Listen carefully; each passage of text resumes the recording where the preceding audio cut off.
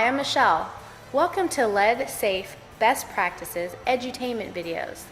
These videos have been produced to assist lead remediation professionals and do-it-yourselfers to work successfully in pre-1978 housing and child-occupied facilities. Our goal is to help you minimize the creation of lead hazards through uncontained dust and debris.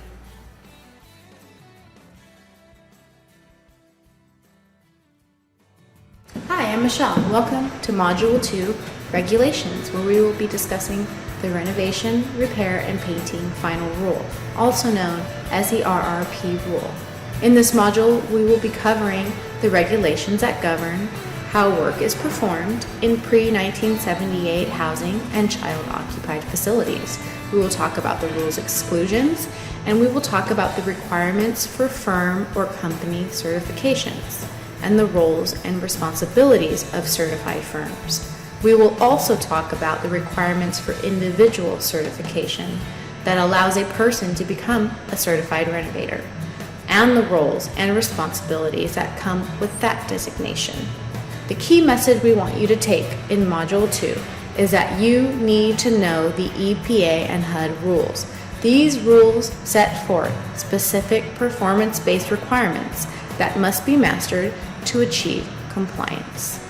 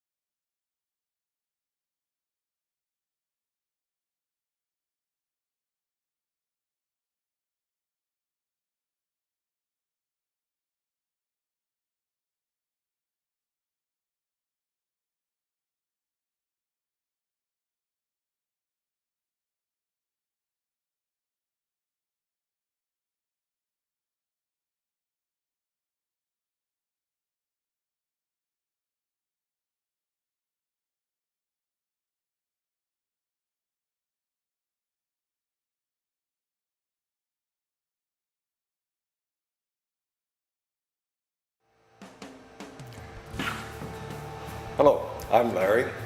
Now, did you know that the EPA's renovation, repair, and painting final rule is not that difficult to understand? It only addresses two types of buildings: target housing and child-occupied facilities. Now let's talk about it. Target housing is a home or residential unit built on or before December 31st, 1977. However, housing designated for the elderly or persons with disabilities are not affected by this rule. Any zero-bedroom dwelling, as in studio apartments, hospitals, hotels, dormitories, etc., are also not affected by this rule.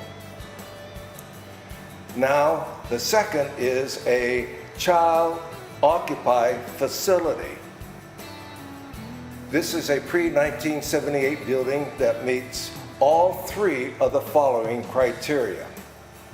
1, it must be visited regularly by the same child under 6 years of age. 2, the visits must be at least 2 different days within any week, a Sunday through Saturday period, provided each day visit lasts at least 3 hours. 3, combined weekly visits must last at least 6 hours, and the combined annual visits must last at least 60 hours. Remember, a child-occupied facility may be located in a public or commercial building or in target housing. These facilities include schools, child care facilities, and daycare centers. You are watching Lead Safe Best Practices Edutainment videos, brought to you by US EPA, Lead Remediation Association of America, and Sonica Entertainment.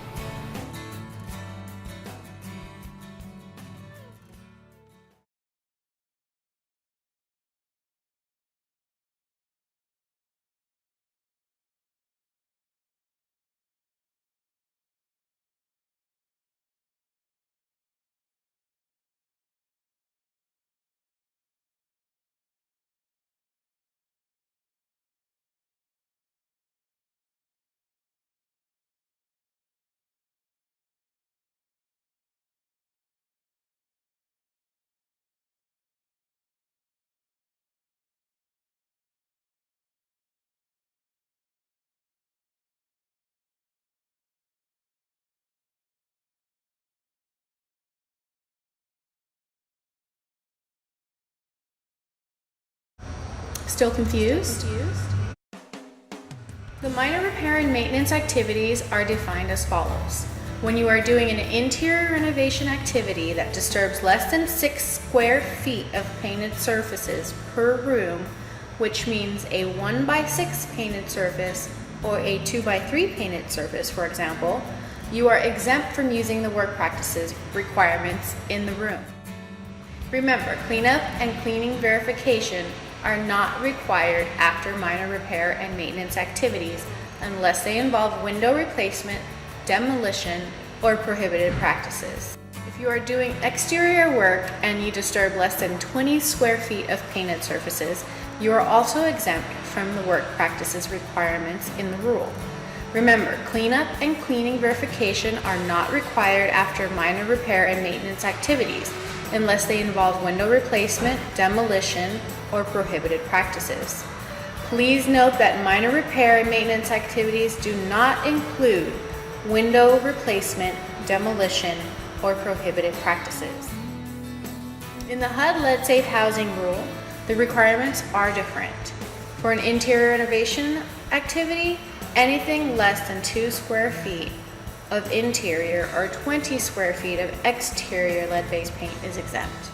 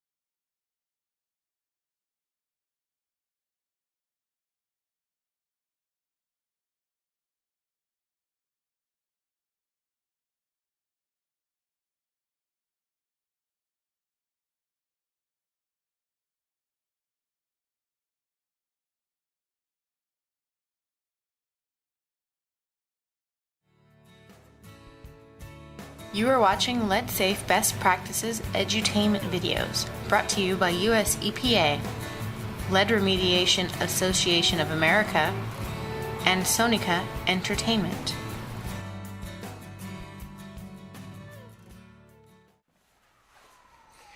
I was out to lunch with a couple of my contractor friends actually. There was like 3 of us. And the question came up, why all these regulations? Why the new lead laws and we have to take the RRP class and all that? And in hindsight, I told him, I said, look, let me tell you a story, and I think it kind of explains why. There was a condominium complex, where the maintenance guys would go in and they would contract to paint kitchens or bathrooms in this facility.